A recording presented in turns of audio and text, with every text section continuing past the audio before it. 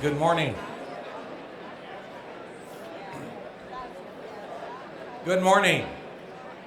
My name is Peter Whatmore, and on behalf of St. Joseph's Healthcare Foundation and the Canadian Mental Health Association Middlesex, welcome to the 2017 Breakfast of Champions.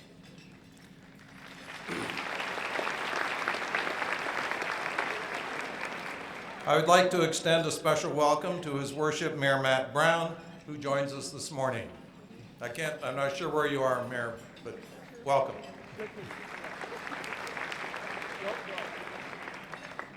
I'd also like to welcome a very special guest, Sue Klebold, who will share her story with CBC host Heather Hiscox during an onstage interview later in the program. Welcome to London, Sue, and we sincerely appreciate you being with us today.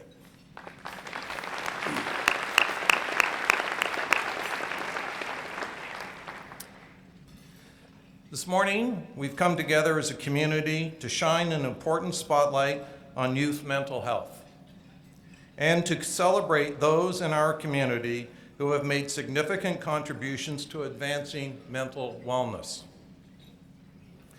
This event, however, is not possible without the generous support of our sponsors. Let's take a moment to recognize them, please.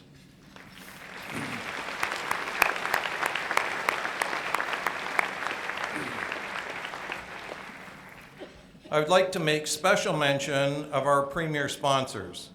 We're grateful for the leadership support from Joe and Adam Carapella and the Tricar Group, and Rob Kelland and his team from Kelland Portfolio Management Group of Scotia Wealth Management. Thank you very much.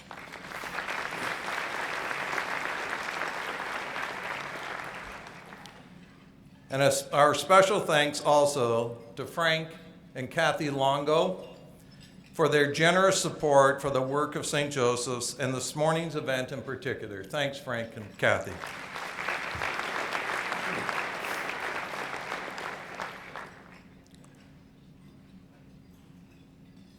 Some of you may recall that I served as chair last year of this event. Despite how emotional that was for me, I am grateful to be back. I'm also surprised and grateful that two of my brothers are in the room this morning.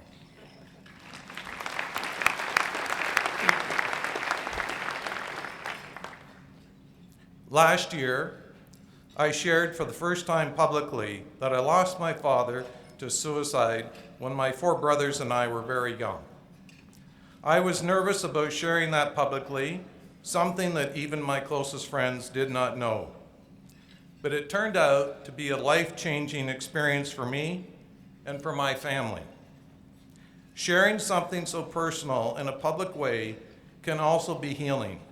And in fact, recently my brothers and I were pleased to, as a result, to help create the Frank Whatmore Resource Room at the new mental health building in memory and in honor of our dad.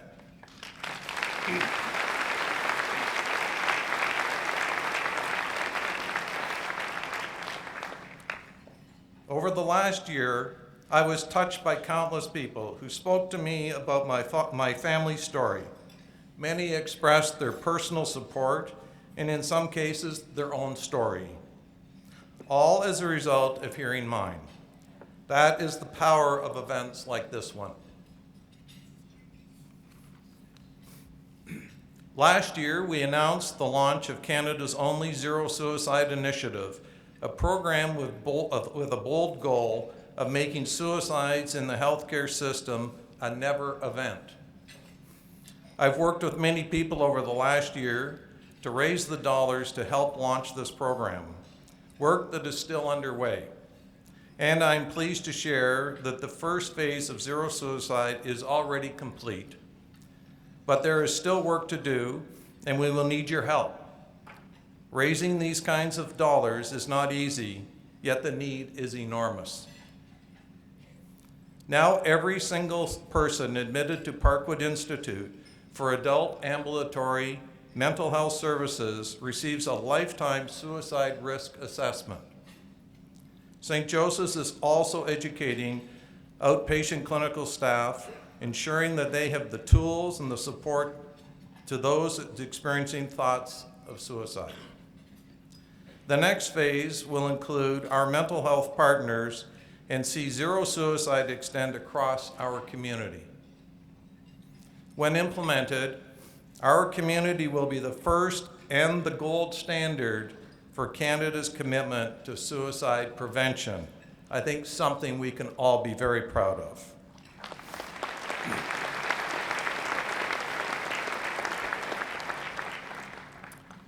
This morning, we have yet another conversation with our community around the youth mental illness, with special guest Sue Klebold. Sue is a passionate mental health advocate who will share her own lived experience, which began from unspeakable tragedy. I commend Sue's courage in sharing her story as a way to help others recognize when a child needs help. Following Sue's conversation with Heather Hiscox, Dr. Stephen Harrison of CMHA London Middlesex will facilitate a brief discussion panel to continue the important dialogue on youth mental health. The panel discussion will begin at or shortly after 9, and therefore everybody is welcome to stay. For those of you who need to leave, we ask that you do so quietly. Now it is my pleasure to turn over to Dr. Stephen Harrison, CEO of CMHA Middlesex, for the presentation of the Champion of Mental Health Awards. Stephen?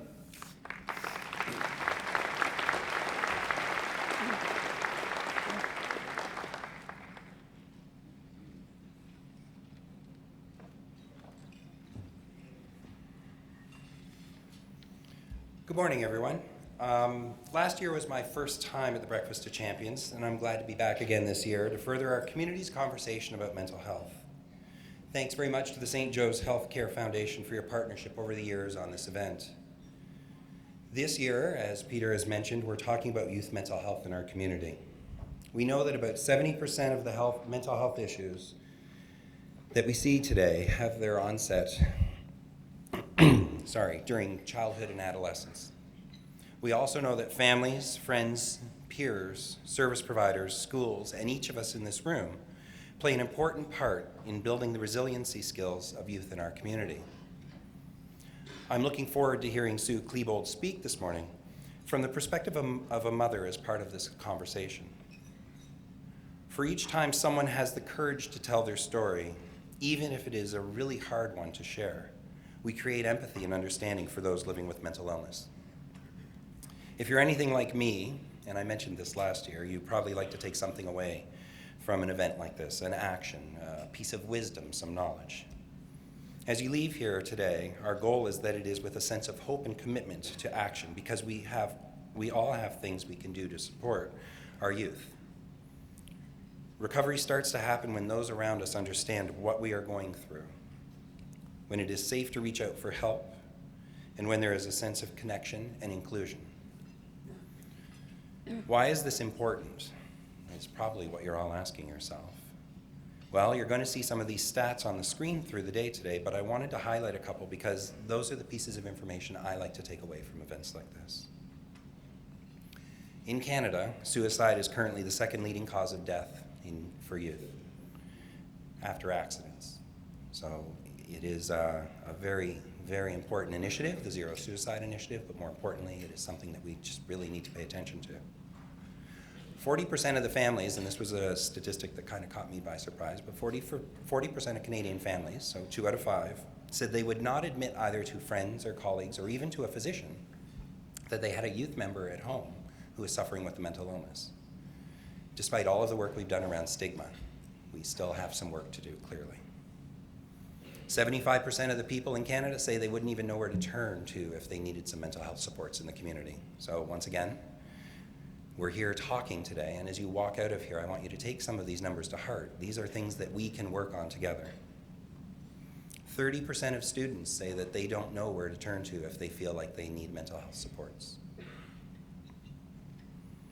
Youth accessing emergency department and emergency services in in Ontario, have increased in number by 55% in the last decade. Locally, here in London, our crisis center, about 60% of the individuals coming through our doors seeking support are under the age of 35. Many of these are first-time seekers of care, and actually about half of them haven't even connected with care services previously when they arrive at the crisis center. So there's a large underlying population in the community of individuals who are out there looking for services and help. Today's youth are our future. Our brains are formed and our opinions and biases are developed, and our roots of empathy established when we are all quite young. Imagine how these statistics would be impacted if we all worked together to support mental wellness in youth. Just give that a thought for a moment. At CMHA Middlesex, we're committed to working with our partners to ensure that mental health needs of youth in our community are met. We are committed to including youth and their families in every conversation that we have about what these supports need to be. We also want to ensure that the solutions we come up with collaboratively address the needs of youth in a variety of communities, not just in the urban centers like London. Consider a youth who is 16 or 17 years old, who is in crisis, who has experienced a breakdown in family relationships, who lives in Lucan or Park Hill or in Mount Bridges. They can't drive to the crisis center or a hospital. It's not possible for them. And they can't make it to their nearest service provider. Imagine the isolation that that person would be facing. Imagine the difference it would make if your neighbor or your friend down the road, or grandparent, a teacher, the clerk at the local convenience store, somebody could recognize signs of distress in that person and give them some sort of hope. Reach out to them with support. It could change the journey of that individual. It could stop a situational crisis from becoming a true mental illness. There's something we can all do. You know, we can all take a mental health first aid course. We can read. There's lots of literature out there, and we all know how to access the internet these days. We can know what local resources look like in our community. We can reach out to our friends and neighbors and just be that support and help.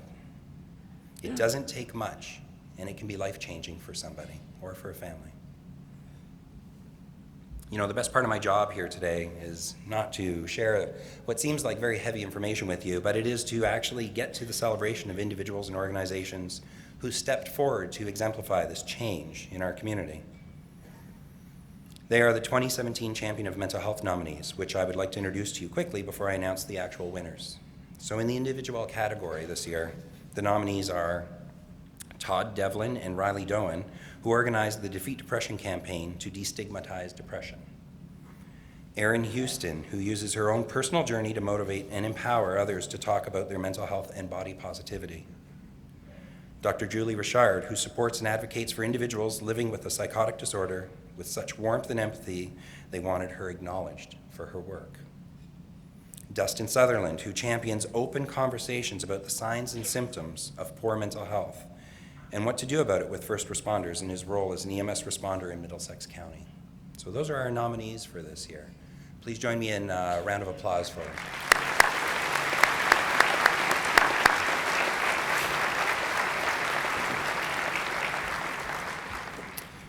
Our actual winners this year are, for the individual champion of mental health award, go to Todd Devlin and Riley Doan.